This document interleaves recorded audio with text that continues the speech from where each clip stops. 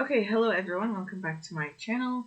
My name is Rahma and this is going to be our third and hopefully our last video for endocrine. We've covered so far two videos on endocrine and going through the main topics of first aid. So today we want to finish up the rest so we can move on to our next chapter, where I simply just discuss with you guys the main important points that you want to be aware of. I highlight for you the buzzwords, the keywords that will help make a difference when it comes to solving questions, as well as just explaining in brief more complicated topics so that you learn as you go and we finish this book together. So hopefully we may be able to finish the rest of this chapter today. So last time we left off at hypopituitarism, and like I said, the goal is just simply to highlight the main important points, the buzzwords that will help you solve questions. And again, I always reiterate my methods. It's just that I read the chapters and then I cycle through a couple of blocks of questions, and then I can kind of tell which are the key points you want to be aware of. Let's just get started. Today we are starting off with hypopituitarism. And hypopituitarism, very simply, is, as the name implies, hypopituitary. So you have decrease in all of the pituitary hormones. So you can imagine this is quite devastating. You're going to have decrease in thyroid hormones, decreased prolactin, decreased growth hormone, decreased ACTH, so therefore decreased cortisol. So it's a mess. So you have hypopituitarism, and what are the causes of it? So you have very notably something called Sheehan syndrome, and they love to ask questions about Sheehan syndrome. And basically, what Sheehan's is that it's a postpartum hemorrhage that occurs, and that causes ischemia of the pituitary gland. So what does that even mean? So during pregnancy, here's your pituitary gland. You have your lactotrophs. Remember, the lactotrophs are what's going to secrete prolactin. So if you take a look at the prolactin levels during pregnancy, you're going to find, like if you map it out, you're going to find that it gradually increases, right? So you have your prolactin that's gradually increasing, and as that grows, so the lactotrophs in the pituitary are increasing in size, so the pituitary gland increases in size. The problem with this is that you have your blood supply to the pituitary does not grow in sync to the increasing size of the pituitary gland. So it becomes very sensitive to ischemia. So you can imagine if a woman has postpartum hemorrhage, the pituitary that is very sensitive to ischemia is obviously going to have some damage here, and when that happens, you're going to have hypopituitarism, and we call that Sheehan syndrome.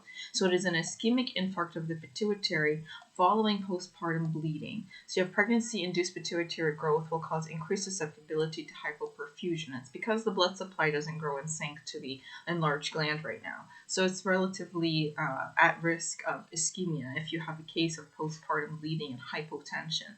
So usually presents with failure to lactate. So that's the first thing, right? So we've said hypopituitarism, we are losing our pituitary hormone. So the first one to go is going to be prolactin, right? So she's going to try to breastfeed her child, and typically you can breastfeed after 30 minutes. And there's no milk that's being produced. So then we know we have a problem here. Then you're going to have decreased menstruation. That's because you have decreased LH and FSH. You're going to have cold intolerance. That's going to come out due to decreased thyroid hormone. The other causes of hypopituitarism are empty-sila syndromes. This is atrophy or compression of the pituitary gland that is often idiopathic, common in obese females. That is a buzzword you want to be aware of, associated with idiopathic intracranial hypertension. Another possible question you can get is about something called pituitary apoplexy. So that's sudden hemorrhage of the pituitary gland, often in the presence of an existing adenoma. So this one, you can get questions that are kind of complicated with pituitary apoplexy. You're going to have a patient that kind of looks like they already have the symptoms of a pituitary adenoma. So you're going to have things like bitemporal hemianopsia, for example, and then you're going to get the sudden hemorrhages bleeding on top of this adenoma. So you're going to get sudden onset severe headache, visual impairment, bitemporal hemianopia, diplopia due to cranial nerve 3 palsy, and features of hypopituitarism. So it kind of looks a little bit confusing. You don't want to rush into this type of case because you're going to see what clearly looks like a case of pituitary adenoma. It could be acromegaly, for example, somebody who's complaining of very enlarged hands and changes in their face, plus bitemporal hemianopsia, plus you also are going to have sudden onset severe headache and visual impairment. They're going to ask you, well, what was the cause of this? And it's likely it's pituitary apoplexy, and you check and you find like their hormones are decreased. So that would tell you that it's pituitary apoplexy. That's something you want to be aware of. Other causes of hypopituitarism can be brain injury and radiation. Obviously, the treatment is going to be hormone replacement. I have to replace all of these missing hormones. You have your corticosteroids to replace your cortisol. You have your thyroxine to replace your thyroid hormone. You have your sex steroids. You have your growth hormone. So it's a real mess. The next condition we're going to talk about is acromegaly. Acromegaly is relatively easy. There are a few tricks to understanding how to answer some of the clinical vignettes. But acromegaly we know is increased GH, so you have increased growth hormone. Now remember, with growth hormone, I'm going to just erase some of this so we have room to draw and discuss what we're talking about.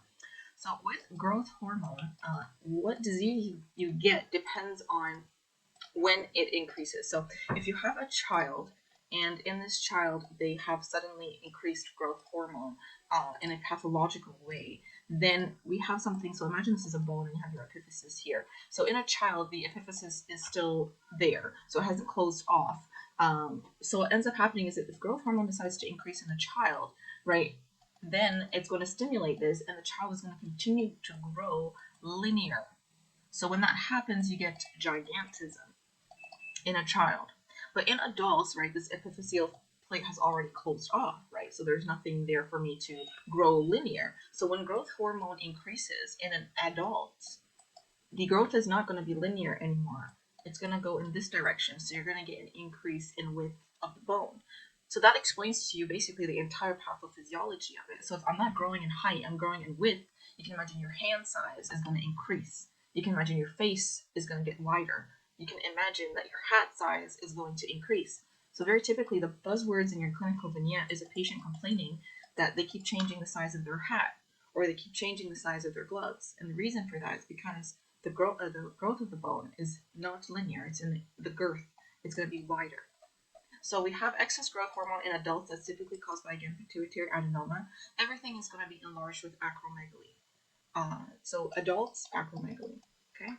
Everything is going to be enlarged, as well as the soft tissue. The soft tissue also grows. So you're going to have a large tongue with deep furrows, deep voice, large hands and feet, coarsening of facial features with aging, frontal bossing, diaphoresis, excessive sweating, impaired glucose tolerance, insulin resistance, that's important, hypertension.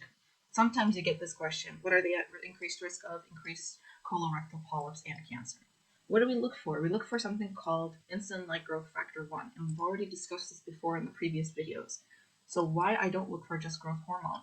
Because growth hormone typically is pulsatile, okay? So if I come to check for growth hormone in a patient where I'm suspecting a growth hormone pathology, and I check here or here or here, I might miss it.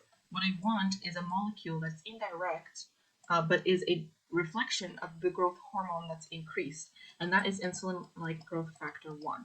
So insulin-like growth factor 1, or IGF-1, is far more equalized in its levels. So if I check no matter what time of day, for example, growth hormone is very susceptible to what time of day, if you're under stress, sleep, exercise, all these factors will influence growth hormone. I want something a bit more stable so that I can know if I'm dealing with a pathology. And for that, for me, it's going to be IGF-1. So don't rush when you're trying to answer a question and say, okay, well, I have a clinical vignette here of somebody complaining of increased glove size or increased hat size, and you're going to be excited, like, okay, simple question, acromegaly, and I tell you, well, what are you going to look for? You're going to rush, and you're going to quickly read over your answer, and then you're going to pick growth hormone. That's not going to be the correct answer. So don't make that mistake, and I'm going to just highlight that for you guys in red. You want to get IGF-1. That's the one that you want to really check here. Failure to suppress serum GH following oral glucose tolerance test is another thing you want to be aware of. So glucose will inhibit growth hormone, right? Normally, but since we're not dealing with a normal situation, we're dealing with pituitary adenoma, and typically whenever you have like a cancer or adenoma, they are not going to be suppressed by the normal means. So if I give glucose in this patient, the growth hormone levels are not going to be suppressed. Pituitary mass seen on MRI. Don't forget, you're going to get, I don't know why they didn't mention here, you might get features of bitemporal hemianopsia as well, or hemanopia. Where you have the visual field effect. They might also ask you this, so one question that they can ask you is, what is the visual field effect going to look like in this patient? And this is what bitemporal hemanopia looks like, where these two sides are blown out over here. What is the treatment? So our treatment is pituitary adenoma resection through the nose to the sphenoid. If not cured, you can use octreotide or somatostatin analog. Remember somatostatin? We said another way to remember somatostatin is somatostasis. Stasis stops everything. It stops growth hormone. It stops secretion of anything in the GIT, for example. So that's one way to treat that. It's very important to keep octreotide in mind. There's a lot of therapies that it's used for. Next is hypothyroidism and hyperthyroidism. So the easiest way I can tell you to memorize anything is in hypo, everything is going to be down, and in hyper, everything is going to be up, with approximately 3 exceptions of hypothyroidism. So everything is going to be down. I'm going to tell you decreased sweating, decreased basal metabolic rate, decreased free water clearance, decreased blood flow, decreased GI motility. So everything is going to be down with hypothyroidism. We're talking about thyroid hormones here, except for CK levels and increased TSH and increased cholesterol. Those are the 3 things you want to be aware of. With hypothyroidism, everything is decreased except for CK, TSH, and hypercholesterolemia. However, the reason you have hypercholesterolemia, we're going to discuss this later, is actually due to a decrease in LDL receptors. So you actually have 2 real increases. Increased TSH, which makes sense, and increased CK. That's all you need to know for hypothyroidism. But let's go ahead and read everything and understand what we're dealing with here. So with hypothyroidism, you have decreased thyroid hormone, so nothing's going to be working. You have decreased cold tolerance, you have decreased sweating, you have weight gain, basal metabolic rate is decreased calorigenesis. So this is the reason you're going to have your increase in weight. You have hyponatremia, you have dry, cool skin. It's important for you to know these words for the clinical vignette, so you can quickly know and save yourself a lot of time if you're doing. The reason for the gynecomastia is because, sorry for the cutoff. For some reason this wasn't recording for the rest of the video. I have to go back and record this now. So we have gynecomastia here. So they do not mention here that you will actually also have gynecomastia.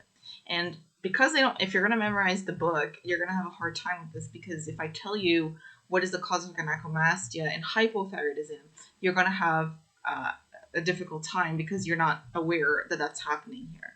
So let's just understand what's going on and why, again, you have a similarity with regards to gynecomastia. I don't even, am I even saying it? I always feel like I'm pronouncing gynecomastia incorrectly. Okay, so let's talk about gynecomastia. Okay, so we have hypothyroidism and we have hyperthyroidism. In both of them, you're going to get gynecomastia. So just because it said it was there doesn't mean that it's not going to happen here. And actually, you're going to get a question on gynecomastia in a case of hypothyroidism. And that's what I want you to focus on. So we said in our lab profiles that with someone who has hypothyroidism, you're going to have decreased thyroid hormones. And as a result, you're also going to have decreased TSH. Okay? Oh, sorry, you're going to have increased TSH, not decreased TSH. Increased TSH. So, I'm going to explain for 1 second the reason you have gynecomastia and hyperthyroidism. And the reason you have that is because you have increased peripheral conversion of testosterone to estrogen. So we know we have increased estrogen, we're going to have gynecomastia. That's the reason for the gynecomastia and hyperthyroidism. But like I said in the book here, they don't mention that you're also going to get gynecomastia with hypothyroidism. And this is where you're going to get a question, not on the other side, on the hyperthyroidism. So it's very important that you note this down. So in hypothyroidism, we said we have decreased thyroid hormones. And since we have this decrease, the TSH is never inhibited. So TSH remains high.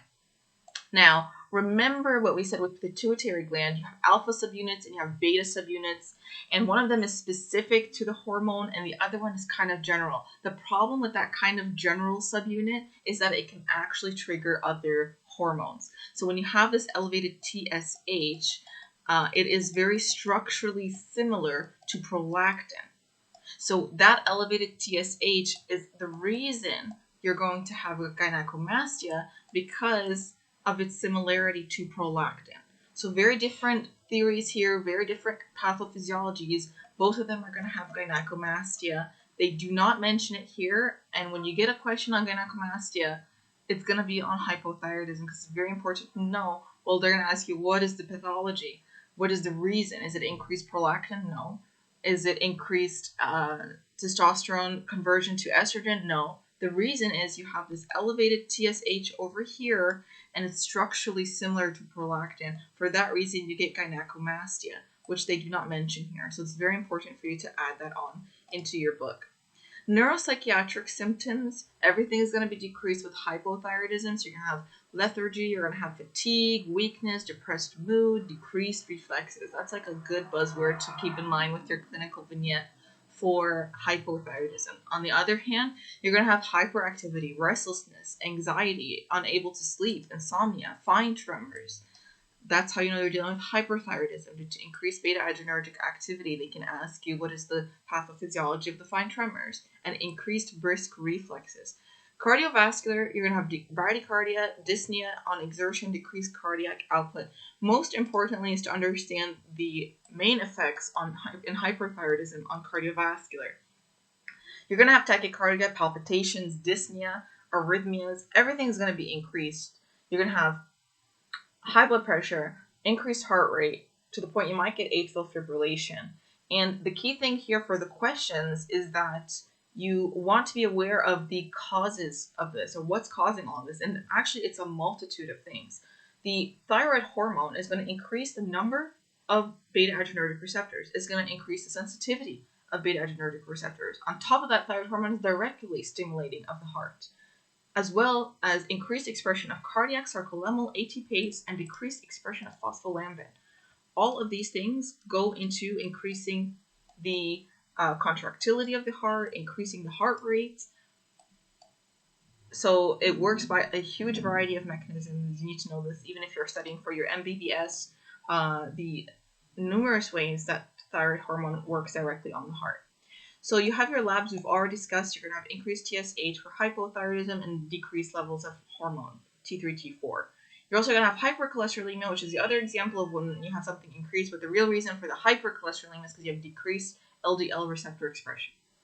In the hyperthyroidism, we're going to have increased T3, T4, and all of that is going to go and cause negative feedback inhibition on TSH. So you have decreased TSH, your decreased LDL and HDL, and total cholesterol is going to be decreased overall. So this is the only exception when you have something decreased, really, decreased TSH and decreased total cholesterol and LDL and HDL with the case of hypercholesterolemia and hyperthyroidism. So here we have your pictures of the edema that you would get, the nails, the brittle nails, and the facial features here of the edema or the eyebrows that are missing for hypothyroidism. Let's see if is that the one that they actually picked for that? Periorbital edema. The other things that we need to be aware of now, we're going to go into hypothyroidism, hyperthyroidism, and the thyroid cancers.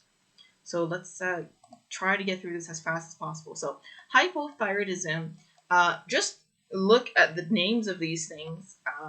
I can tell you that you need to be aware of the pathophysiology with regards to any markers, any associations, and what it looks like on histology. So for any of these, you can get a question on what it looks like on histology, and you want to be aware of that in helping you reach a diagnosis. With hypothyroidism, we can look automatically, and let's pick a different color, the highlighter here, so you guys can focus in on what I'm trying to tell you. You can see all of them end with itis. All of them are mostly thyroiditis, Riedl's thyroiditis, subacute granulomatous thyroiditis. So these itises are a problem because you would think that they start off as hypothyroid right away, but actually the word itis means inflammation. So you can imagine if I have an inflamed gland, I would actually have a period of hyperthyroidism. Then we're going to get a period of euthyroidism. Then we're going to get a period of hypothyroidism. So you will actually have a period of high thyroid hormones, then euthyroid, then hypo, when that inflammation has drained out the gland entirely. So you're not always going to start off with the hypothyroidism right away. And that's important for you to be aware of. The first thing we want to talk about is Hashimoto thyroiditis. So I'm only going to highlight for you right now the buzzwords for this. So it's autoimmune, And when I think autoimmune, when I think of other immune conditions, so it's associated with HLA-DR3, and you want to think of other immune conditions like type 1 diabetes. Typically, you're going to get a patient who has a constellation of other immune conditions, and one of them would be type 1 diabetes along with Hashimoto's thyroiditis. So it's also called chronic autoimmune thyroiditis, the most common cause of hypothyroidism in iodine-sufficient regions associated with HLA-DR3. You want to know that there is an increased risk of thyroid lymphoma. Typically, the one that they'll tell you that you want to be able to select on exams is diffuse large B-cell lymphoma.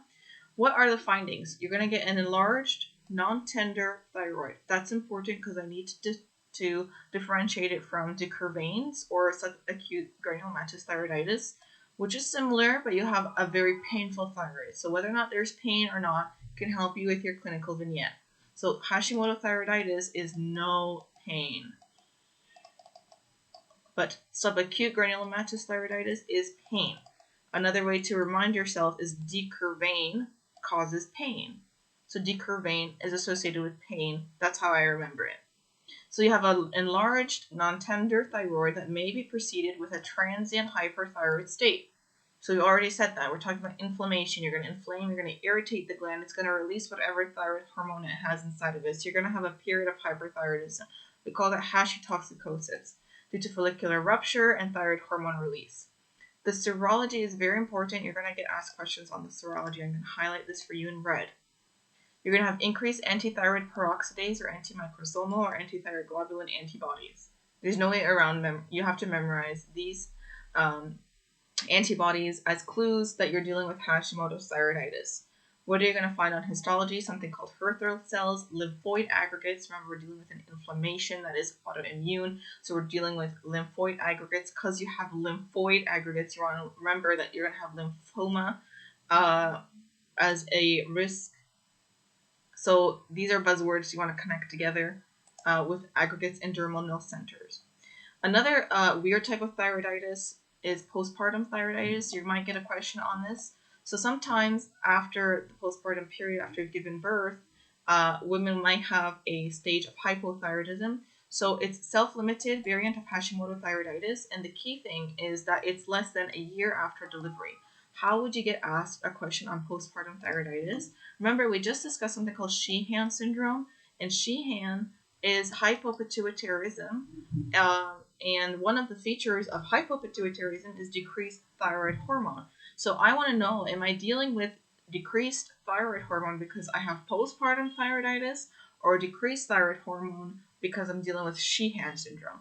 So if I'm dealing with Sheehan syndrome, I'm going to have the other constellation of other findings like decreased prolactin and she's not able to lactate. And Sheehan syndrome is typically immediate or very soon because you're dealing with like postpartum hemorrhage and then immediate ischemic effects on the pituitary gland. But with postpartum thyroiditis, it's self-limiting variant, and you also have it it's self-limited, and it arises less than a year after delivery, so no more than 12 months after that. So typically, you're going to get a clinical vignette of someone who presents after she gave birth with postpartum thyroiditis, what looks like that, around 8 months after she gave birth. And you're going to have the clinical vignette of hypothyroidism, cold intolerance, overweight, all of these features. So that's something you want to be aware of. Subacute granulomatous thyroiditis, we said, is also called decurvain thyroiditis. So decurvain causes pain. It's a very tender thyroid. It's also self-limited, and there is a pathophysiology of a previous viral infection. That's what we believe. So we have a natural history is transient hyperthyroidism, again, euthyroid state, hypothyroidism. With all of these, it's going to follow this pathway. Often preceded by viral infection, like I just told you, you're going to have increased ESR, jaw pain, very tender thyroid, decurvain associated with pain. What are you going to find in histology? Well, the name is subacute granulomatous thyroiditis. So I'm going to have granulomatous inflammation. Next is renal thyroiditis. Renal thyroiditis is important because I want to differentiate it from cancer. Renal thyroiditis is going to cause fibrosis of the gland. Now, if I'm dealing with fibrosis of the gland, you're talking about the interior of the neck. There's a lot of nerves. There's a lot of blood vessels. So if it's being fibrosed, it's going to compress. What's right behind it is the trachea. What's right beside it is the blood vessels. What's right beside it are nerves. So you're going to have compressive symptoms that look like it's a tumor. and I want to differentiate it from anaplastic carcinoma. So renal thyroiditis is an invasive fibrous thyroiditis. It may be part of IG4 related disease. This is important. You will get asked a question on this. So they'll tell you, well, you have a patient, they have an enlarged neck mass, and they're having hoarseness of voice, difficulty breathing, and they have steatorrhea because we're dealing with pancreatitis, and they have all these other conditions. They also tell you what else are they at risk of developing. And one of the answers might be something as retroperitoneal fibrosis, pancreatitis, non-infectious aortitis. So all of these IG4 related diseases are important for you to know that renal thyroiditis, pancreatitis, retroperitoneal fibrosis, non-infectious aortitis kind of go together as part of these related diseases. So hypothyroidism occurs in a third of patients. Fibrosis can extend to the local structures, as we said, your trachea, your esophagus. It's mimicking anaplastic carcinoma. You're going to find a rock-hard thyroid gland, fixed, non-tender, no pain.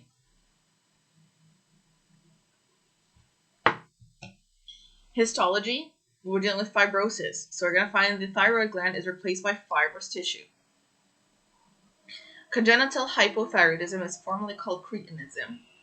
The key thing with congenital hypothyroidism, is that remember that the most important thing, one of the most important things of thyroid hormone is causing brain maturation. So having a child that has hypothyroidism is a problem. And in the developed world, you have, and everywhere, we test for thyroid hormone, make sure that its levels are normal, because this is a preventable cause of permanent brain damage, right? So congenital hypothyroidism, formerly called cretinism, most commonly caused by thyroid dysgenesis. So you might get asked, well, what is the main reason that you have congenital hypothyroidism? And that's because, well, there's abnormal thyroid development. And typically, agenesis is your most common reason. The thyroid gland just doesn't form. Or remember when we were talking about the lingual thyroid, where it's developed a little bit and all you have is just a small piece of thyroid tissue stuck at the back of the tongue. That's lingual thyroid and might be the only place that they have some minimal thyroid function, for example. But typically your most common reason of congenital hypothyroidism is going to be that you have agenesis, completely non-formed. Another thing is dysharmonogenesis, some issue with making the hormones themselves, such as mutations in thyroid peroxidase. If you watched my previous video, I said if you ever are in doubt with thyroid hormones, remember that thyroid peroxidase is what makes everything in the thyroid gland, from your organification to your coupling, all of that. But 5' deiodinase is what converts the T4 into the more potent T3. So mutations in thyroid peroxidase is another cause of the congenital hypothyroidism. What are your findings? This is very important to know that you're dealing with cretinism, okay? Buzzwords for this type of clinical vignette are the 6 Ps: pot-bellied, pale, puffy face, protruding umbilicus, and protuberant tongue, poor brain development. Other causes of thyroid hormone deficiency or hypothyroidism: iodine deficiency is the most common cause worldwide, and it presents with goiter, an enlarged thyroid gland. So what happens here? Well, you have the thyroid gland. Remember, you have hypothyroidism, means decreased thyroid hormones, and I have increased TSH because that's not being inhibited. Look at the name, TSH, thyroid stimulating hormone.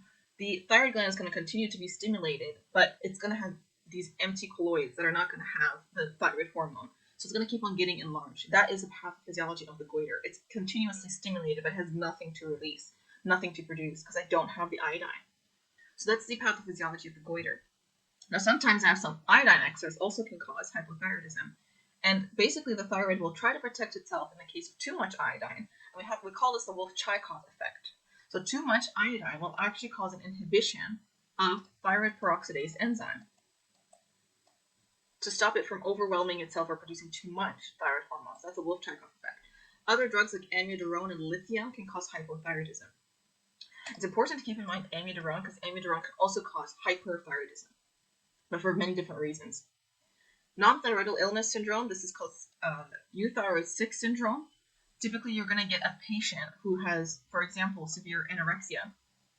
So this is a non-thyroidal related illness syndrome. So you have a normal T4 and TSH with a slight decrease in T3.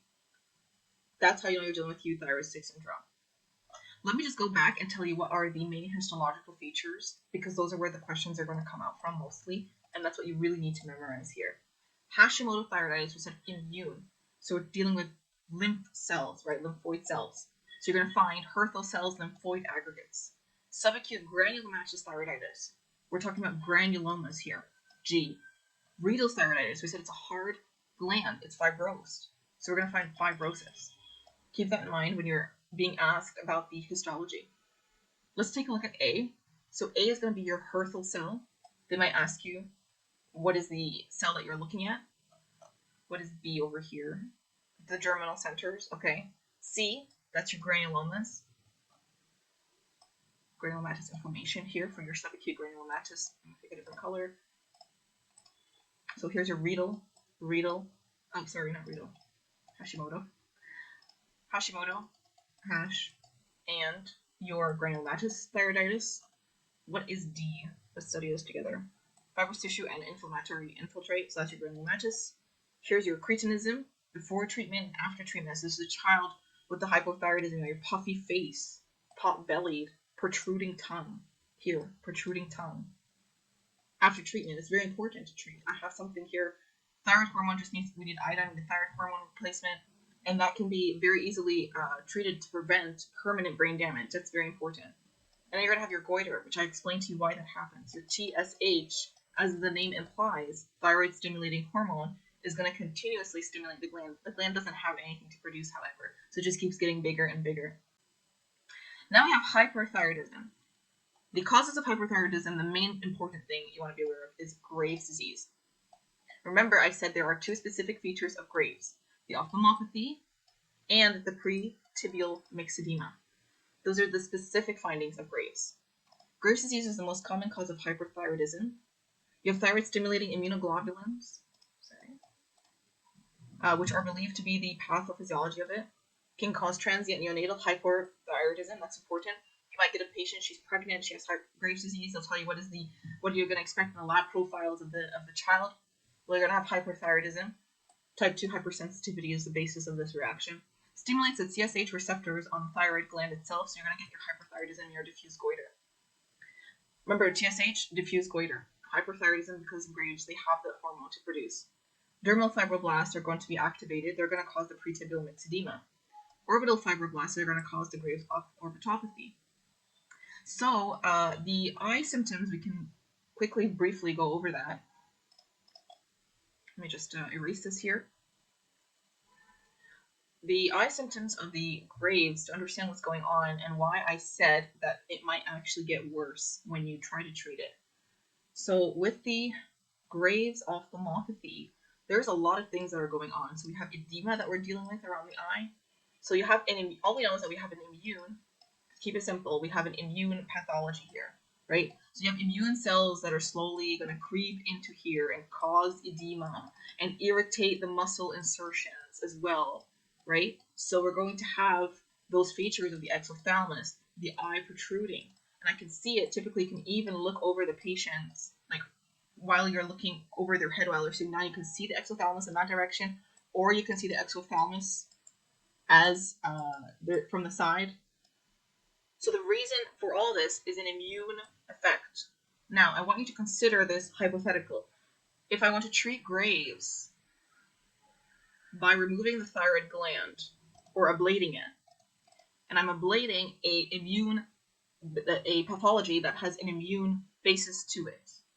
So I have these immune or immunoglobulins that are basically attacking the thyroid gland that's causing all of this. Well, if I remove the thyroid or I ablate it, what's going to happen if this is no longer in the picture? Well, I'm going to have a whole bunch of antibodies and that are circulating, and when they were attacking the thyroid that's no longer there, they're going to go to the eye and exacerbate the eye symptoms. And this is an ophthalmological emergency. So if I have a thyroid problem, and the basis of that problem is immune, and it's also targeting my eyes, if I remove the thyroid, now these immune cells are free to go and attack the only other place they know to attack, which is the eyes. So that's the reason why sometimes treating Graves as a disease does not mean that the eye symptoms are going to go away. So the basis of this is activation of T cells. You have lymphocytic infiltration of the retroorbital space. You have increased cytokines, increased fibroblast secretion of hydrophilic GAGs, glycosaminoglycans, increased osmotic muscle swelling, muscle inflammation, adipocyte count. You're going to get the exophthalmos. There's many reasons why. It's a whole constellation of features that's going to cause the exophthalmos. Often presents during stress in pregnancy associated with HLA-DR3 and HLA-B8. Those are important to highlight. Histology is also very important to highlight. Remember, we said histology for hypothyroid. You want to know all the histologies for hypothyroid as well. The buzzwords for this: tall, crowded follicular epithelial cells, scalloped colloid. Scalloped colloid. That's important to keep in mind. Tall, crowded follicular cells. That whole sentence, memorize it like the back of your hand. Next, we have toxic multinodular goiter. How do we understand goiter? Toxic multinodular goiter. So it's very easy to understand the pathophysiology of multinodular goiter. But basically, you have your thyroid gland, and it's unevenly stimulated by the TSH. So at sometimes you're going to have certain hot spots, certain areas that are going to be stimulated while others are not. For that reason, you're going to slowly start to get these nodules that start to develop. That is, in very brief, the pathophysiology of the multinodular goiter. So sometimes these nodules can be hot, what we call hot, and hot means they're going to be producing the thyroid hormone. So that's another cause of hyperthyroidism. Toxic multinodular goiter, focal patches of hyperfunctioning follicular cells, distended with colloid working independently of TSH due to TSH receptor mutation in 60% of cases. So they're responding very out of sync with the rest of the thyroid gland, therefore you get these nodules. Increased release of T3, T4, hot nodules are rarely malignant. Hot nodules, good. Cold nodules, bad. That might point to a tumor or cancer, and I worry about cold nodules. Hot, very rarely are they malignant. Thyroid storm. What is thyroid storm? Thyroid storm is uncommon but a serious complication that occurs when hyperthyroidism is untreated, and then significantly worsens in the setting of acute stress. When will this happen? Just focus on the word surgery. Imagine you are trying to cure a patient of hyperthyroidism and they're on the operating table. So typically you want to shut down as much as possible the thyroid hormone by giving them antithyroid medications. But if I didn't do that successfully, and imagine if I am manipulating the thyroid while in surgery and I touched the gland and compressed it or squeezed it or something, all that thyroid hormone is going to enter the circulation. You're going to have an emergency. So the patient is going to present with agitation, delirium, fever, diarrhea, coma, tachyarrhythmia is the cause of death, increased LFTs, and we treat it with the 4 Ps. Very easy to treat to memorize the treatment of thyroid storm. So I want to stop the thyroid storm completely. I want to inhibit thyroid hormone that has now just entered the circulation in this patient. So we have propranolol, beta blockers. Beta blockers prevent the conversion of T4 to T3 in the periphery. They also prevent the thyroid peripheral effects, especially on the heart. If you remember, increasing the beta adrenergic effects, increasing the heart rate, increasing the blood pressure. We can block that with beta blockers. Okay. Next is your PTU. PTU prevents thyroid hormone from being produced from the gland, and additionally, it prevents the conversion of T4 to the potent T3 in the periphery using that hormone, 5'-deiodinase. Then we have your prednisone. You want to prevent the inflammation. Remember I said, if you're dealing with the thyroid gland, if you're dealing, for example, with the Graves' ophthalmopathy, we treat it the same way. You have your corticosteroids for a reason, right? Because if I remove the thyroid or I give antithyroid medication, all those antibodies are then going to go to the eye and exacerbate my eye symptoms. So I want to stop that by using corticosteroids. And then potassium iodine, glucose iodine. Well, what am I doing? Remember, I just said there's something called the Wolff-Chaikoff effect. So if I bombard the thyroid gland with too much iodine, it's going to shut down on its own through the Wolff-Chaikoff effect, which is going to prevent thyroid peroxidase hormone enzyme from working.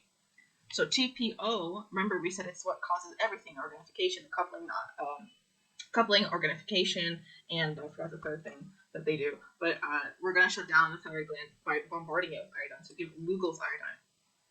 Next is something the exact opposite of Wolff-Chaikoff effect. It's called yod-base Dow phenomenon. You sound really cool if you know how to pronounce this. Yod-base Dow phenomenon. So iodine-induced hyperthyroidism. So I can induce hypothyroidism with iodine, or I could have too much. Often occurs in patients that are iodine deficient that are and is made iodine replete. It can happen after iodine IV contrast or amiodarone use. Remember, we said amiodarone can cause hypothyroidism, and it can also cause hyperthyroidism. So don't get confused with amiodarone. You can have both of those features in a patient who's taking this drug. Causes of goiter, smooth, diffuse. So what does that mean? We can go through it very briefly. If I'm dealing with Graves' disease, the entire gland is inflamed and enlarged. So smooth, diffuse goiter, Graves' disease. Another immune is Hashimoto's thyroiditis. You're going to get smooth, diffuse. Nodulars or toxic micronodular goiter. You're going to also have adenomas, thyroid cancer, thyroid cyst. Thyroid adenoma is a benign solitary growth of the thyroid gland. Most are non-functioning cold, can rarely cause hyperthyroidism via autonomous thyroid hormone production, hot or toxic. Most common histology is follicular. This is very important to know. So we're dealing with an adenoma. So you got your thyroid gland, and you got a little adenoma here. It can be hot or cold, as Katy Perry insists. So it can be hot or cold, and if it's hot or cold, it's going to be most likely follicular. The buzzword for follicular is absence of capsular invasion. And this is important, capsular or vascular invasion. So I will not be able to tell, you can imagine it in this histological spread here. I cannot tell from here whether or not there is any vascular or capsular invasion. And this is a problem because I need to be able to exclude follicular carcinoma, which by definition, or the key buzzword for it, is vascular or capsular invasion. So whenever I get thyroid adenoma and I look and I see follicular, I want to rule out cancer later on. And we're going to discuss that right now. Thyroid cancers. Thyroid cancers are diagnosed with fine needle aspiration. This will diagnose, but it will not tell me if I have follicular. So it says right away, fine needle aspiration cytology may not be able to distinguish between follicular adenoma and carcinoma. I need to have proof of thyroid capsule or vasculature invasion, as well as genetic mutations and translocations that I need to be aware of. So we're going to get to that. Complications of surgery that I need to be aware of. So I have thyroid cancer, I want to remove the thyroid gland.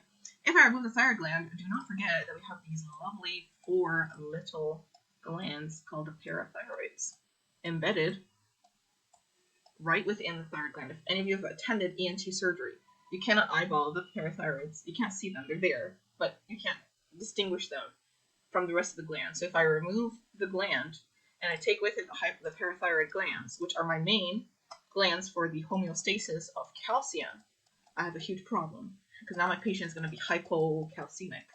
And the first sign of hypocalcemia, if you get a clinical vignette of a patient who had thyroid carcinoma and they did their surgery and now suddenly they complain of something, what is that something going to be?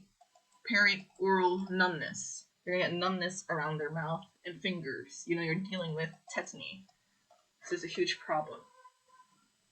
Complications of surgery include hypocalcemia due to removal of the parathyroid glands.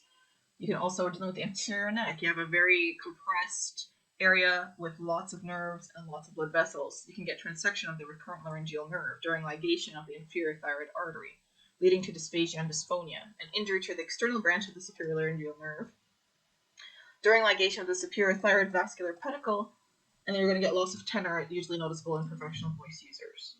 Now we are dealing with 4 main cancers, and we want to know what are the buzzwords, what do we need to know for the exam, and what type of questions we're dealing with.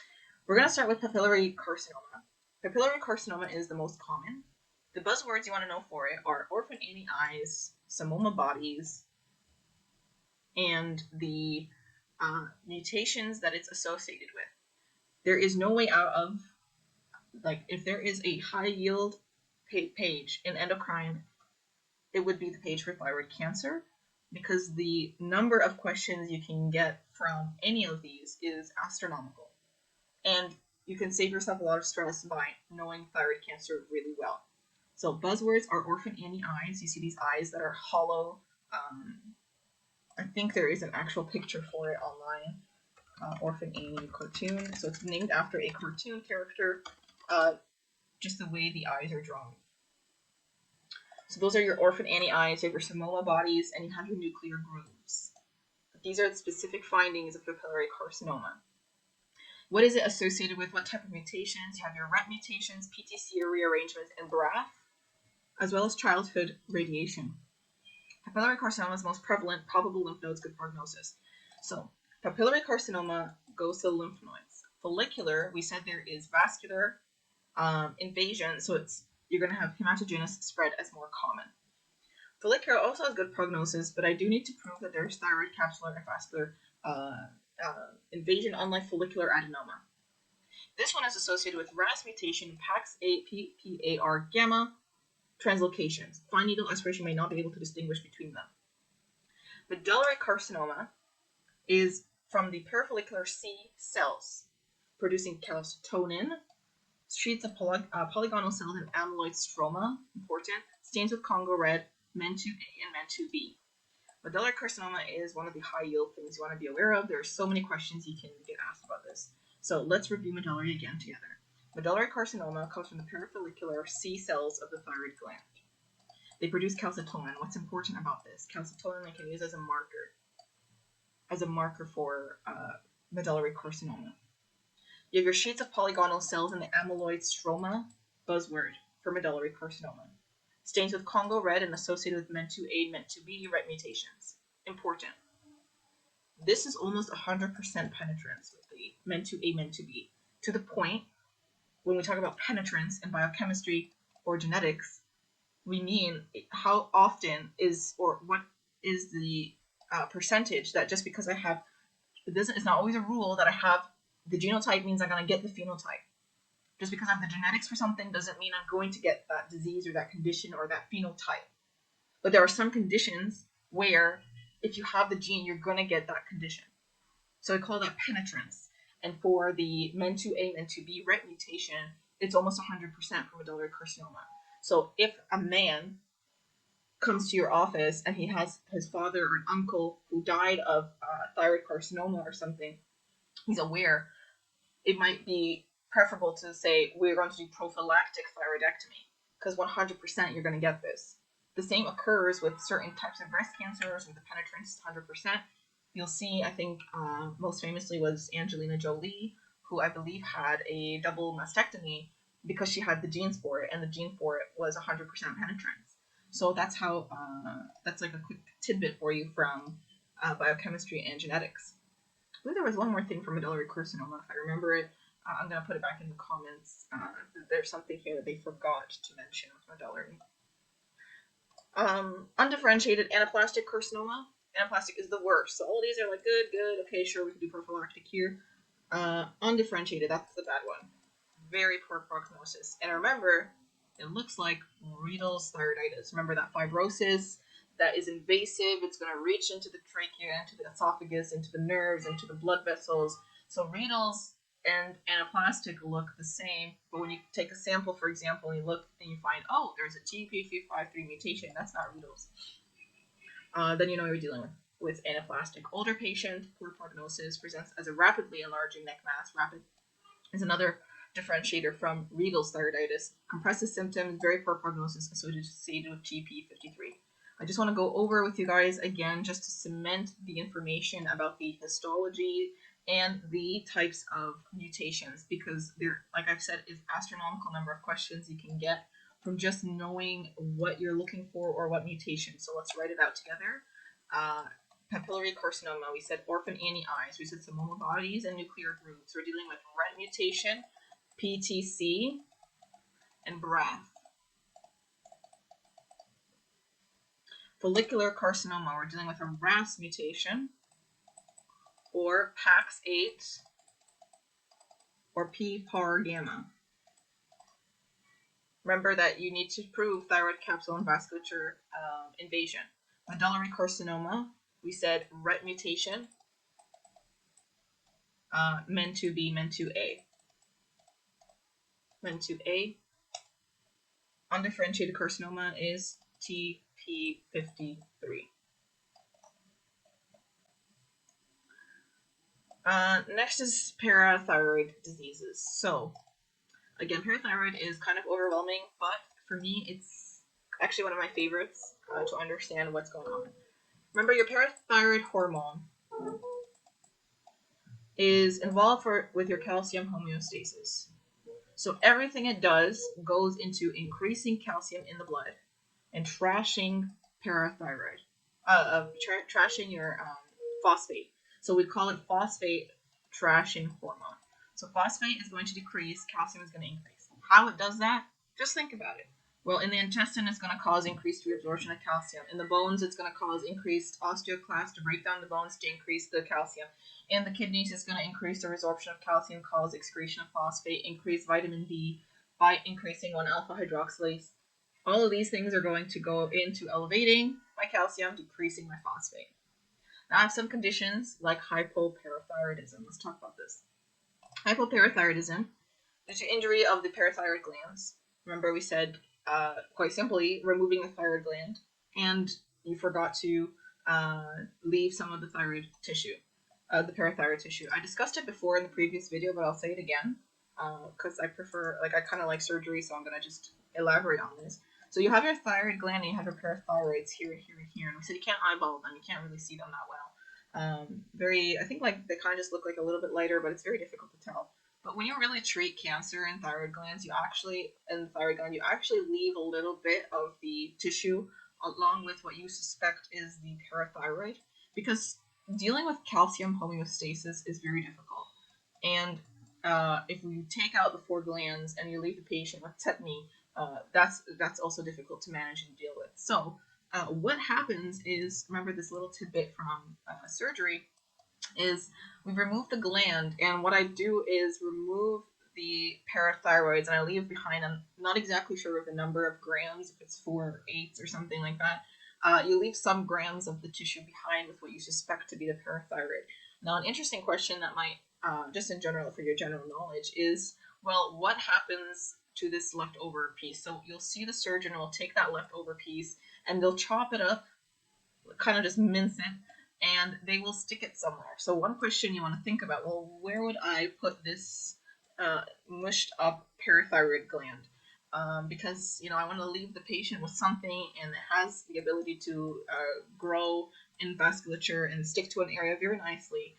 So where would I stick this leftover parathyroid gland? Because I don't want to give my patient hypoparathyroidism and hypocalcemia and tetany. So the answer is, well, do I stick this back into the thyroid, into the anterior neck, or do I put it in a new area like here in the deltoid?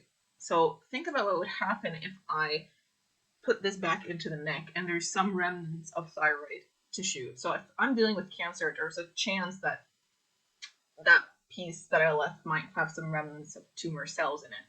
So imagine in the future, now this patient complains of a lump in their neck, and now you're suspecting that there was leftover tumor cells. So imagine going back into a neck dissection from a previous surgery. There's going to be fibrosis, your planes are going to be totally messed up. You will not be able to operate as cleanly, as effectively as you would like to. So putting it back in the neck is actually not ideal. But putting it in another place, like in the deltoid, that's much better, because if the patient starts to complain of something again, well, I can go in very easily and remove that. So that's just like a tidbit for your own personal knowledge. So injury due to the injury of the parathyroid glands or their blood supply, usually during surgery, is why you would have hypoparathyroidism. You also have autoimmune destruction and DiGeorge syndrome. Findings are going to be your tetany, your hypocalcemia,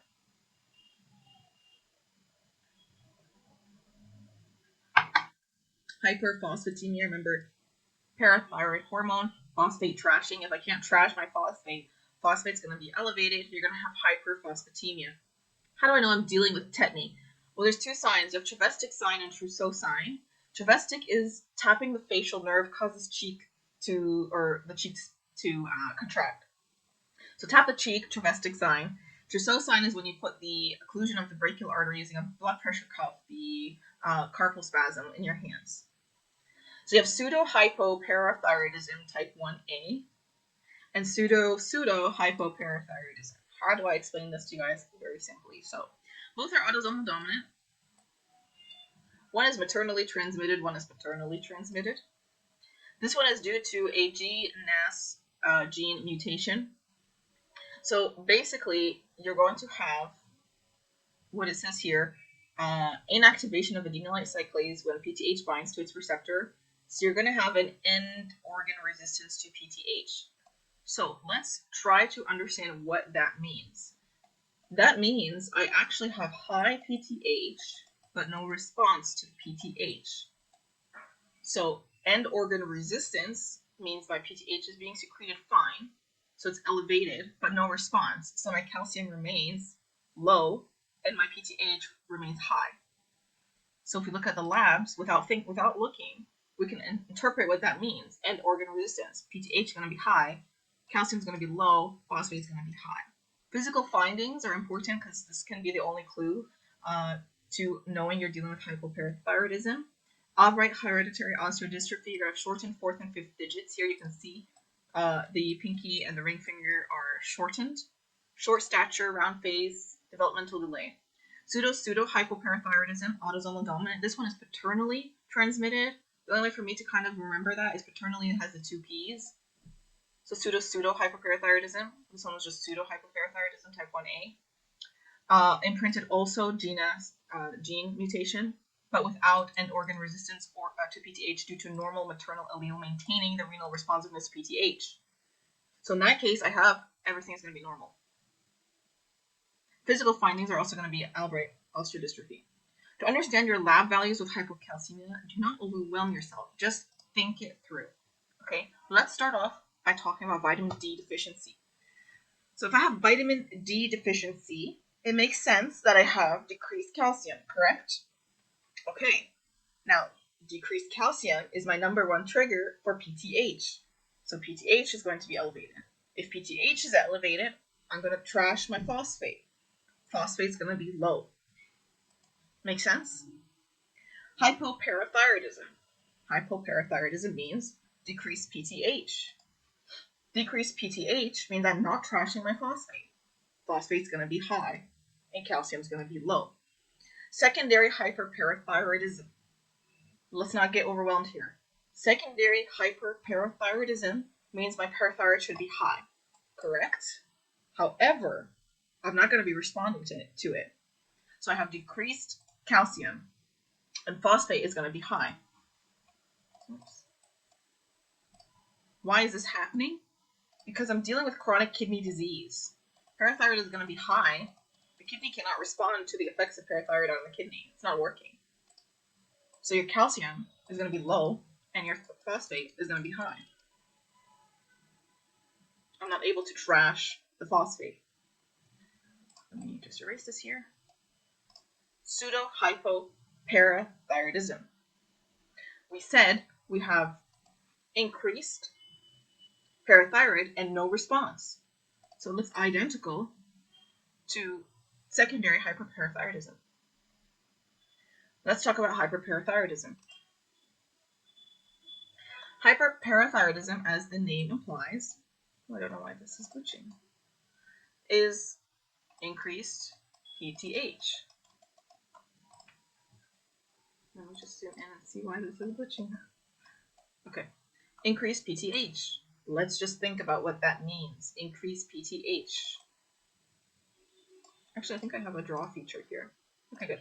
So increased PTH without thinking. Well, what is that going to do? That's going to elevate my calcium. I'm going to get calcium everywhere. Okay? Calcium in the kidneys. You're going to get kidney stones. Calcium is going to increase contractility. You're going to get stomach pains.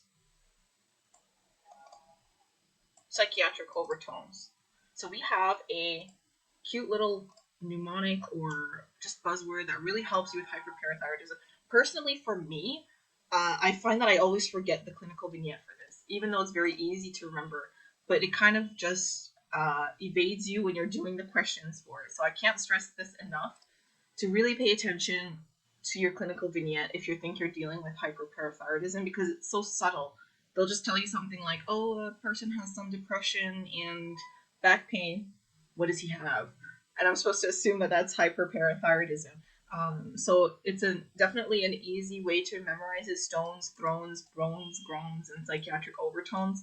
But it's, for some reason, I don't know if it's just me, but the clinical vignettes are hardly specific, because I guess if they were really out there saying, oh, they have kidney stones, and like, I don't know, it's just like, if they were too much over with the clinical vignette, then you'd know right away that it was primary hyperthyroidism. But sometimes it's just very subtle. There's no clue that that's very like out there that you're dealing with this case. I don't know if that's just me or if other people have noticed that, but that's just something you should be aware of. So primary hyperthyroidism, we're dealing with increased thyroid, parathyroid production, and that can be typically due to an adenoma or hyperplasia. So the main problem is your hypercalcemia. So that calcium is going to go everywhere. You're going to get your renal stones, polyuria, Crohn's. You're going to have your hypophosphatemia. I'm throwing out my phosphate, increased PTH, increased ALP, increased urinary camber. I'm going to highlight that one in a different color so you don't forget, because they're going to ask you about the urinary CAMP. And the only way for you to really simplify this, CAMP has the word phosphate, so it makes sense that you're going to trash anything that has phosphate, and that includes CAMP. So that's the way I remember it. Increased urinary CAMP. I'm throwing out anything that has phosphate, including AMP. Most often it's asymptomatic. So even like I said, like the clinical vignette is also going to be very subtle with this. May present with bone pain, weaknesses, constipation, groans, abdominal flank pain, kidney stones, acute pancreatitis. Don't forget about pancreatitis. Calcium can trigger pancreatitis. Neuropsychiatric disturbances. One thing you want to be aware of is something called osteitis fibrosis cystica. So remember that the osteoclasts are going to be super activated in cases of increased PTH, so you can pull out that calcium from the bone. But in the case of primary hyperthyroidism, you have so much PTH, you're going to get cystic bone spaces. So you're going to eat at the bone completely, as you can see in this picture here, and I'm going to highlight it so it's just a bit more clear. You have these lesions here, and they have this fibrous brown tissue. So it's a misnomer, meaning it's incorrectly named because they call it a brown tumor. But actually, you just have, like, basically imagine like you've eaten through the bone and it's bled there. So you're going to get hemorrhage and hemosiderin. So you're going to have what looks like brown tissue, but it's actually just like you've eaten out at the bone, and then you fill it up with blood, and then that's fibrosed over and hemosiderin and all that. So that's what you get as a brown tumor, consisting of osteoclast deposited hemosiderin hemorrhages, and that causes bone pain due to increased PTH, classically associated with primary, but also seen with secondary hyperparathyroidism. Those are your osteitis fibrosis cystica. Misnomer. Brown tumor, but it's not a tumor. Secondary hyperparathyroidism. So this is due to a lot of parathyroid, but typically it's because I'm not responding to it. So remember, with any gland or any hormone, whatever caused it to be secreted, it's going to go back and inhibit that through feedback inhibition, right?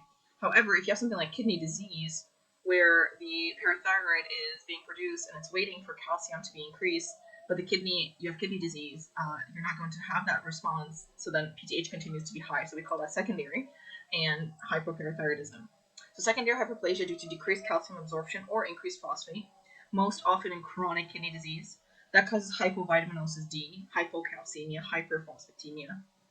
So that's what you need to be aware of. Very simple, hyperparathyroidism. I've never seen any questions on any of these guys, so I'm just going to skip them over. You guys can read them later if you wish. Let's talk about diabetes mellitus. We're going to take things easy with diabetes, okay? To understand it, diabetes mellitus means honey.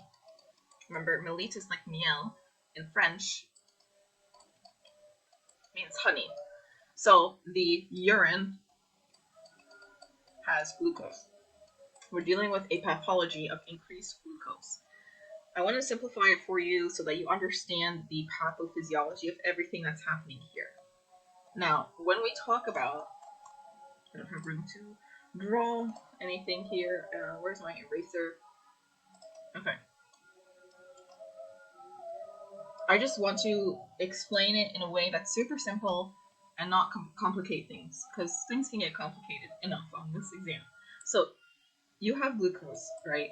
And your glucose is inside your blood vessel, correct? Now I have something called a cell, and that cell wants that glucose. That's a horrible looking cell. One second. Here is the cell. It wants glucose. It wants to utilize that glucose.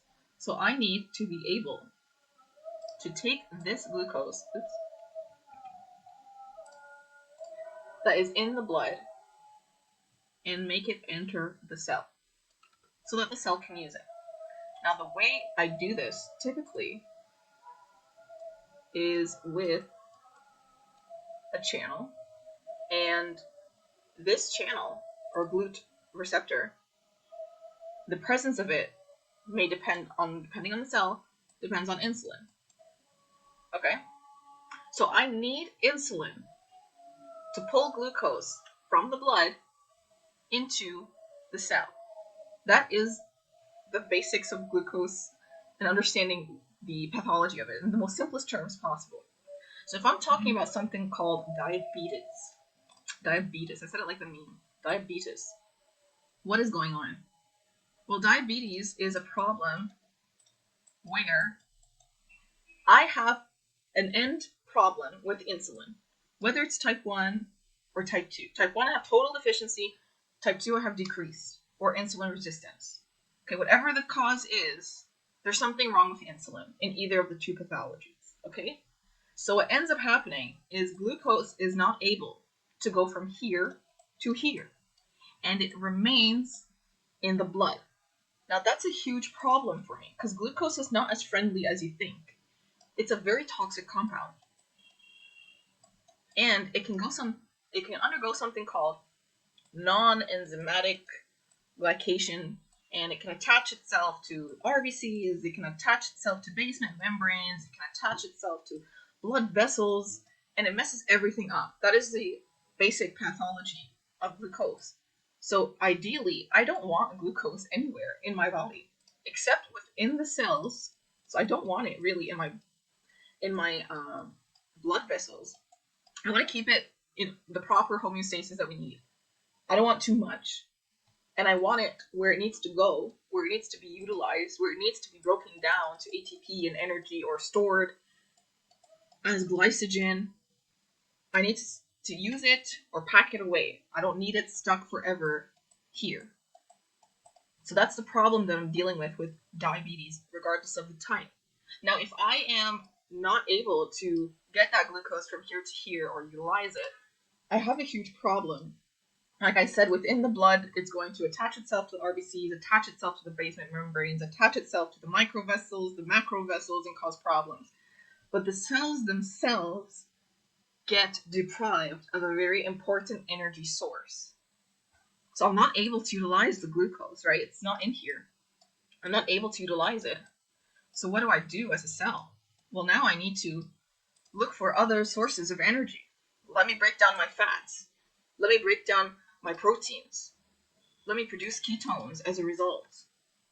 Let me do anything else. I can't use glucose. I have insulin to bring it in, right?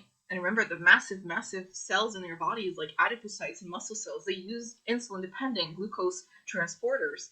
So they need that insulin to put all of that sugar in there. If it's not there, then I have a huge problem. But now I need to utilize anything to make energy. And then you have specific problems when you reach the brain. So that is the basics of the diabetes pathology for you to understand it. So let's take a look at diabetes mellitus. What does it look like?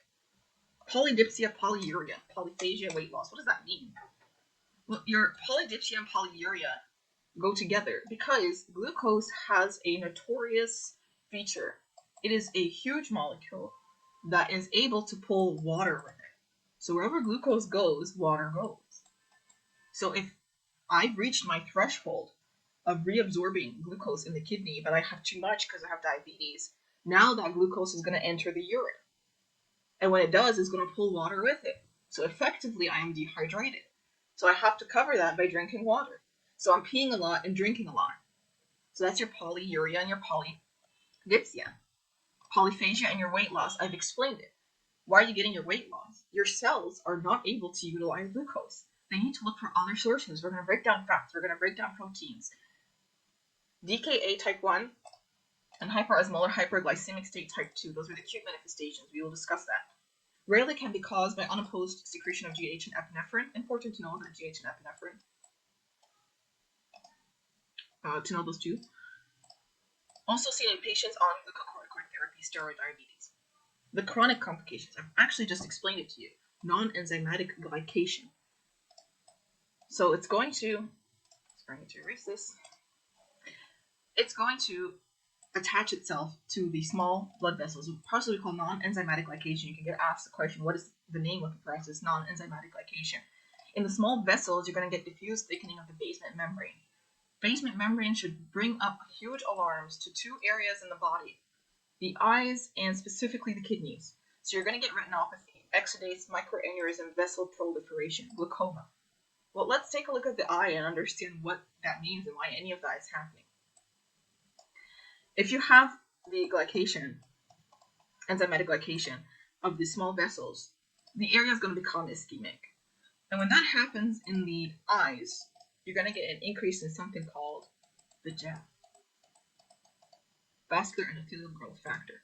Well, remember, we're not getting the energy, we're not getting, now we have thickening of the basement membrane in a sensitive area of the eye, such as the eye, for example. Well, I need to make sure it's well supplied with oxygen and well supplied with, and RBCs are able to reach the area and supply that area. Well, now that's not happening. So I have, as a response to the hypoxia, increased the GEF, vascular endothelial growth factor. Well, that's a problem, because you're talking about a very compartmentalized area of the body, which is the globe, and it's surrounded, and it's fully compartmentalized.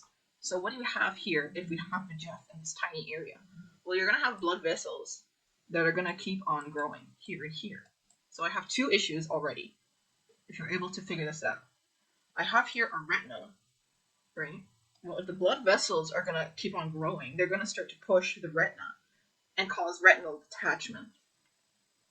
Next problem I have is they're going to keep on creeping here and here until we reach the angles where I drain the aqueous humor. So these blood vessels can actually cause blockages there and result in acute angle closure glaucoma. That's your basis of understanding what's happening in the eye. Your non-enzymatic glycation, small vessel disease, diffuse thickening of the basement membrane. That's important.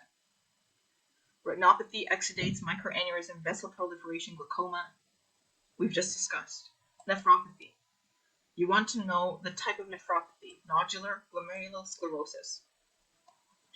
This is seen as progressive proteinuria that initially starts with microalbuminuria, which is why you need to test patients who have diabetes frequently. And when they present with microalbuminuria, we need to help them as quickly as possible by giving them ACE inhibitors and ARBs, which are renal protective. Arterial sclerosis causes hypertension, which further causes kidney problems, chronic kidney disease. Large vessel atherosclerosis, coronary artery disease, peripheral vascular occlusive disease, gangrene, limb loss. All of this from the non-enzymatic glycation. Remember I said something before that where glucose goes, water goes as well. Well, that's also another problem in the eye, because you're going to get something called osmotic damage. Sorbitol accumulation in organs with aldose reductase and decreased or absent sorbitol dehydrogenase. What does that mean? Well, I'm not able to break down the glucose and utilize it. But in the eyes, you're going to get sorbitol accumulation, and that sorbitol is going to pull water with it into the lens of the eye, and it's going to cause clouding. And that's your basis of cataracts. It's also going to affect the nerves. You're going to get motor and sensory, blood and dark distribution, loss, autonomic degeneration, GERD, all of these features. How do I diagnose diabetes? Well, we have 4 different tests. Test your HbA1c. What is the basis of HbA1c? It's a type of hemoglobin as a result of that glycation that I'm talking to you about, the non-enzymatic glycation. You have your RBC, and what ends up happening is glucose literally just attaches to it. Not your RBC specifically, I believe it's the beta globulin chain, and I'm not sure about this one, but it's going to attach to it, and I can identify this type of hemoglobin, and it gives me a 3-month period, so it gives me an average of what their blood sugar levels are like. The diagnostic cutoff is more than 6.5, so you check HbA1c more than 6.5, then I'm dealing with diabetes. Fasting plasma glucose fasting, more than 126. 2-hour oral glucose tolerance test, more than 200. Random plasma glucose, more than 200. Insulin deficiency or severe insulin sensitivity. Again, it's the same thing like we've discussed before in understanding pathophysiology. I have decreased glucose uptake. I'm going to try to break down my storages, isogenolysis. I'm going to try to make new glucose from other sources, gluconeogenesis. Break down my proteins, increase proteolysis, decrease muscle mass and weight loss. Break down my fats for some energy, lipolysis. plasma increase in fatty acids, increased ketones, anion gap metabolic acidosis. Not able to make any energy anymore over time. And then you're going to get a huge problem called DKA, or hyperosmolar hyperglycemic condition. Before we get to that, we're going to discuss the type 1, type 2, and compare them. Type 1 diabetes, type 2, the key differences are the pathophysiology. So type 1 is an autoimmune problem where you have immune cells that have attacked the beta islet cells completely, so you have no insulin. Therefore, the only treatment is insulin. Type 2 is increased resistance to insulin, which causes progressive pancreatic beta cell failure. So increased resistance. And typically that resistance is due to too much body fat. So what happens? Well, remember, we said we have insulin receptors, right? That determine, especially in the liver or in the kidneys, those bidirectional pathways which are able to interpret my insulin response and my glucose response as well. So you have those conditions, those cells where you need insulin to sense the glucose state of the body and give an adequate response. Well, the problem is with insulin resistance, the best way to understand this is to understand the insulin receptor and what happens when you have too much fat in your body. Literally what happens is that it just covers this receptor. And now I am not able to understand fully the glucose state of my body. That is what insulin resistance is. The fat just goes and it covers the insulin receptor. Now I'm not able to respond. So what do I do when this guy's covered with fat? Increase insulin production. So I have more receptors available to give me a better picture of what's going on. I can't see what's going on because everything's covered with fat. So the beta islet cells is going to increase production, crank up the production of insulin. It's going to keep going and going and going because I have these fat cells that are just blocking everything. Which is why obesity is one of the risk factors of diabetes. The reason for it is because of those fat cells that are going to come in and block the insulin receptor. So the response to that is just increase my insulin. Put me more functional insulin receptors everywhere. Well, the pancreas is going to do that, of course, until it gets exhausted. So you're going to get eventual beta cell failure. Increase insulin resistance to insulin. Then the pancreas is going to try to make up for that by increasing insulin production until it gets exhausted. So you have a person who has low insulin overall, but not totally replete. That means I have therapeutic options, unlike with type 1 diabetes. Type 1 diabetes, no questions asked, you need insulin because you don't have any. Your immune cells have completely obliterated your beta islet cells. But this one, you have progressive failure. So I can deal with that progressive failure with progressive treatment by giving you things that will increase your insulin sensitivity, by giving you things that will increase your insulin production, until eventually, you can imagine now, until you reach a point where you have exhausted everything, and then you will need insulin eventually. So the insulin treatment is always necessary for type 1. Sometimes it's necessary for type 2. Age, less than 30, more than 40. So this one is in older adults, typically children, type 1 diabetes. Though it's not always the case. You can have a type 1 diabetes that could present in adolescence. No association with diabetes. Yes, association with diabetes, we just explained. No association with obesity, and we've just explained why. Genetic predisposition, relatively weak. This is relatively strong. You have a parent who has diabetes, you need to be careful because you might develop it as well. Association with HLA system, yes, HLA DR4, DR3. Remember, we just said we've heard these before, HLA DR4, DR3 with Hashimoto thyroiditis. So you might get a case of Hashimoto thyroiditis, and they'll tell you, well, what condition would they need to be, might this patient also have, as a potential question? Type 1 diabetes. Insulin sensitivity is high. That makes sense. Insulin sensitivity low in these patients. Ketoacidosis is common. Imagine what we've said. We need insulin to be able to utilize the glucose. If I have absolutely no insulin, I must break down everything in my body to try to make up for it and get some energy from a different source. Well then, if I'm breaking down my fats, I'm going to have ketosis and ketoacidosis and resort to anaerobic respiration. So I have acids and ketones that I'm dealing with. Common with type 1 diabetes, rare with this guy because they have some insulin function. Beta cell numbers in the islet cells, very low. This one is variable. Buzzword is amyloid deposits. If they ask you on histology what type 2 diabetes looks like, amyloid deposits, buzzword. Serum insulin levels is low with type 1. Increased initially, but decreased in advanced disease. And we've just explained why. Histology with type 1, remember we said an immune problem, so islet leukocyte infiltration. Type 2 is islet amyloid polypeptide deposit. Important to know. Type 2, amyloid. Type 1, lymphoid, or leukocytic infiltrate. We have 2 emergencies we need to be aware of. Diabetic ketoacidosis. And you'll understand it if you understand the very basic pathophysiology that I explained to you. I have high glucose in the blood, and I'm not able to utilize it. So I need to break down everything to provide my brain, my heart, my muscles with that vital energy.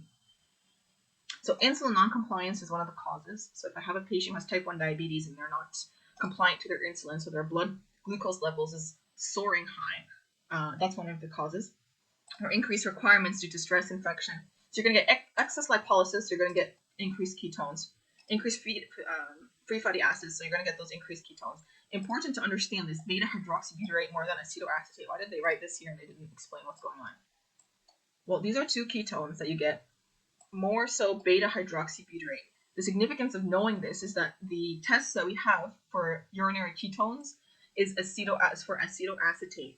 So it's not a rule that I checked for urinary ketones and I didn't find elevated acetoacetate. It does not rule out that there is ketones in the urine, because the urine tests that I use are only looking for acetoacetate. The main one is actually beta-hydroxybutyrate in the DKA. So insulin deficient and ketones. DKA is deadly. You're going to have delirium, psychosis, small respiration is important. Rapid deep breathing. Abdominal pain. For those of you who graduated or you've done your house officer year, you know, if you've done pediatrics, child with abdominal pain, think automatically DKA. Very common to see this presentation. Dehydration. We said where glucose goes, water goes. So if I'm urinating glucose and I'm pulling out water with it as well, then I would be dehydrated. Fruity odor due to the exhaled acetone. Labs, hyperglycemia. Increased acids. Diabetic ketoacidosis. So hyperglycemia, increased ketones, and increased acid. So increased H, decreased bicarb, increased anion gap metabolic acidosis. Increased urine and blood ketones. Normal or increased serum potassium. This is more important for the therapy, and I'll explain that for a second. But depleted intracellular potassium due to transcellular shift from decreased insulin and acidosis. Well, what does this mean? What does any of that mean? Insulin causes potassium to go into the cell. The total body potassium in someone who has DKA is low. So I want you to hypothesize, how do I treat someone who has DKA? Well, look at the name, diabetic ketoacidosis. So I want to give them saline. I want to give them insulin to deal with the diabetic part. But if I give insulin, I'm going to have to be worried about hypoglycemia. So I'm going to give them glucose as well. But I have a problem with DKA. And those of you who have watched my video on what I use to study internal medicine, the Step Up to Medicine book really cements the explanation on how to really properly treat DKA. So if this patient has total body potassium depletion, and I give them insulin, which works, one of the reasons it works, one of the functions of insulin is taking that potassium that's in the body and putting it into the cells, causing more decrease in potassium. What's going to happen is I'm going to further cause decrease in potassium, hypokalemia. So let me explain that again. I just wish I had more room here to draw. So let's just draw this out to understand.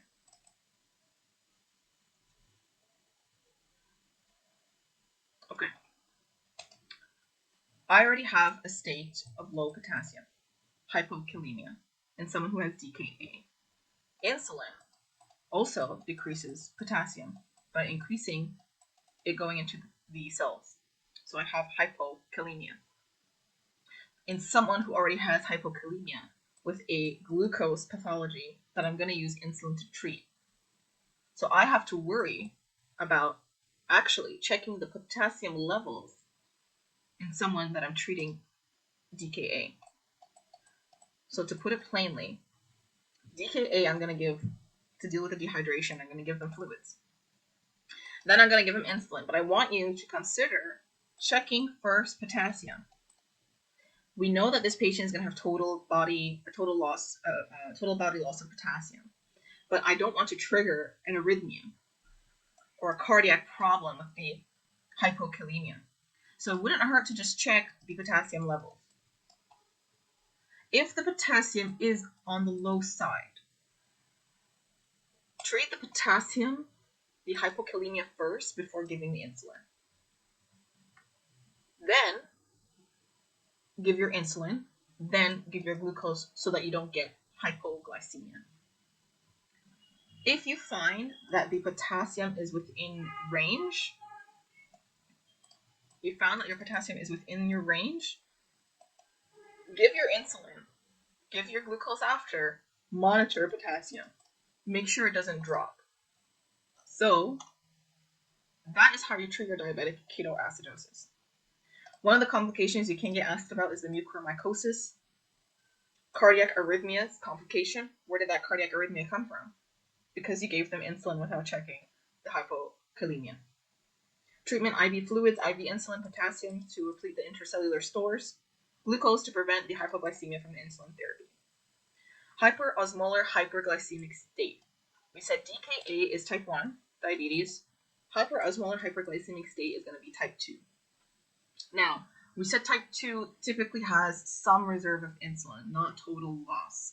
Now, that some reserve of insulin is going to prevent the all-out breakdown of all of my cells to make energy. So I'm not going to have the acidosis. I'm not going to have the ketones. I'm going to have a hyperglycemic state that is very, very high. If I ask you if it's DKA clinical vignette, anything less than 600. Hyperglycemia and hyperosmolar hyperglycemic state more than 600. And if you get a question with like the arrows and what's the numbers, look at the biggest one. If you have to guess, go with the one with the highest value on glucose in this case, up to even 800. So this guy's typically 400. This one is more than 600, all the way up to 800 even. Like we said, profound hyperglycemia. Remember what I said, where glucose goes, water goes. So if they have glucose that is so profound and the kidney is not able to filter any of it out, and then it pulls with it water, so you're peeing a lot, you are going to be dehydrated. So you have excessive osmotic diuresis, severe dehydration. When you lose your water, you concentrate on the other side. So you get increased serum osmolality, and also because of the glucose on the other side as well. So hyperosmolar hyperglycemic state. It's in the name, HHS. Seen in the very, very elderly patients who have type 2 diabetes that aren't able to drink and maintain their hydration. Insulin is present, ketones are absent. We haven't reached that all-out state like in type 1 diabetes where absolutely I have no insulin, so I have to break down anything in my way to make some energy. You're going to have thirst, polyuria, lethargy, and neurological deficits because of this dehydration and this hyperosmolarity and seizures. Hyperglycemia is often 600. I said if you get a value that you have to pick, go with the highest one. If you get a question where you have increased hyperglycemia and they want to give you, well, what does the profile look like? And they have the acids, they have the bicarb, they have the glucose, and they give you a value. If you want to guess, go with the biggest one. Increased serum osmolality, normal pH, we don't have acidosis. No ketones, we're not breaking down fats. Normal serum potassium levels, decreased overall intracellular. Can progress to coma and death if untreated.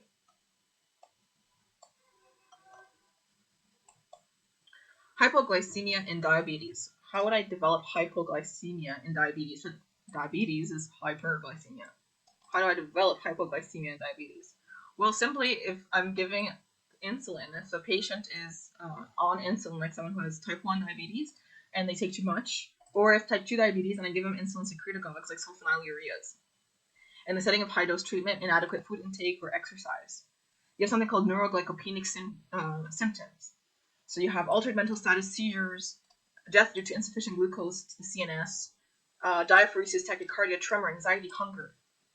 So we have something called beta blockers, which are a problem, because if a patient is on beta blockers for some other condition, they will not present with the tremor, the anxiety, tachycardia. And the good thing about neurogenic or autonomic symptoms is the patient becomes aware that I have a problem. They become aware that, oh, I'm feeling hypoglycemic, I should eat something. So that helps them. If they're on beta blockers, they might not develop this. They might end up, going to sleep and developing coma, or like as mentioned here, death due to the insufficient glucose to the CNS. Now we're going to talk about Cushing's. I feel like this video is already long enough. We're at 2 hours almost. I want to get to Cushing's and talk about it and see how much we have to do. I was really hoping I could finish this for you guys in one video. Cushing's syndrome, Nelson adrenal insufficiency. Okay. Well, we're almost there. I don't think it would hurt if we kept a fourth video for endocrine. So I am going to stop this video here. Next time we are going to go over Cushing's and the rest of the small little tumors they need to be aware of, and then the therapies for diabetes and things like that. I hope you guys learned a lot from this video, and the explanations are helpful and suitable. And the next video, we're definitely going to finish up endocrine, and then we are going to move on to nervous system. And I promise I'm going to do my best to make it as simple for you and as concise as possible.